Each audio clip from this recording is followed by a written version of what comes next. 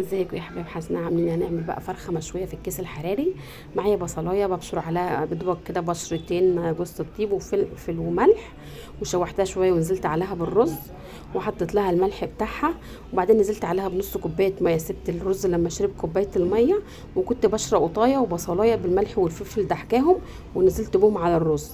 وبعد كده هحشي بهم بقى الفرخه، هحشيها تحت الجلد ومن جواها، يعني عشان تاخد كميه رز حلوه كده. وبعد كده هحطها في كيس حراري، وهجيب معلقه صلصه ادهنها من فوق، وهدخلها الفرن. هتاخد من ساعه لساعه الا وربع كده، وكل شويه هبص عليها في الرف اللي في النص. بصراحه ربنا النتيجه حلوه قوي.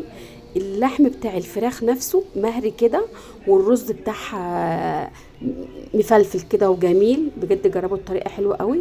وليك وشاريه حلوين، ليس اهو امر، ده فضل منكم. وكل سنه وانتم طيبين. جربوا الطريقه دي هتعجبكم قوي.